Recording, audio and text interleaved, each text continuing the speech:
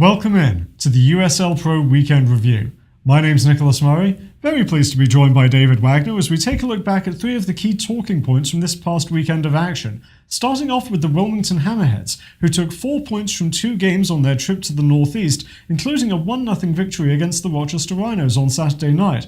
And Jordan Hamilton, a loanee from Toronto FC, scored the winning goal in that game, but arguably the more impressive performance from a TFC loanee was that of goalkeeper Quillen Roberts, who made a number of excellent saves to keep the Hammerheads in the game before Hamilton's game winner 13 minutes from full time. David, 4 points from 2 games, nice move up the standings for the Hammerheads. Things definitely moving in a positive direction. Yeah, fantastic road trip for Wilmington. Just what they needed. We know that they had so many games in hand going into this matchup. Still have a few in hand. So very impressive. Go on the road, get those points. And again, we've talked about it this season. What's so impressive about Wilmington is it's somebody different each game. It isn't one player carrying this team. Talked about some of the TFC loanees doing a great job there. Quillen Roberts has been fantastic all season in net. And then Hamilton getting the goal, couldn't ask for much more. Well, definitely a really positive performance by Wilmington. Also a positive performance by Arizona United as they took a 3-0 victory against the Orange County Blues. Now that's 2 consecutive wins against the Blues, 7 points from their last 3 games overall,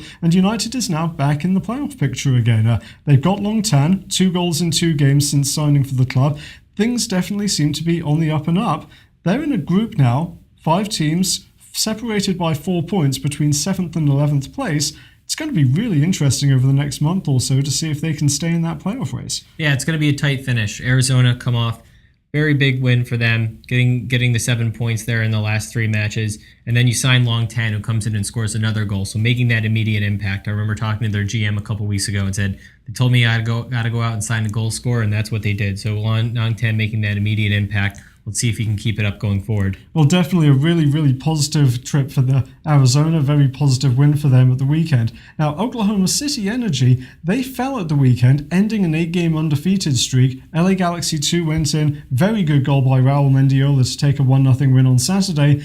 Energy have to bounce back quickly because they go and visit the Harrisburg City Islanders on Wednesday night. City Islanders, 2 points behind them, could overtake them for 8th place in the playoff. What do Oklahoma City have to do to get bounced back and maybe start another undefeated streak? Yeah, sure. For me, for Oklahoma City, it's about the goal scoring. I think there's been a real dearth of that from the forward position there. You have Kyle Greig, who's obviously scored some goals this year, but they really need some other guys to step up and contribute. You look at a guy like Michael Thomas, who scored some goals this year. Michael Thomas is coming out of the midfield, though, so I think you need those guys up top for them to really start contributing if they're going to be a serious playoff team this year. Well, that should be a really interesting game to watch as part of our midweek action. You can join us on Tuesday night as the Richmond Kickers visit the Charleston Battery at 7:30 p.m. and then on Wednesday as the Harrisburg City Islanders host OKC Energy FC at 7 p.m. Join us for both of those games, and then we hope to see you on Friday as we take a look ahead to this weekend's action. Until then, for David, my name's Nicholas. Thanks for joining us.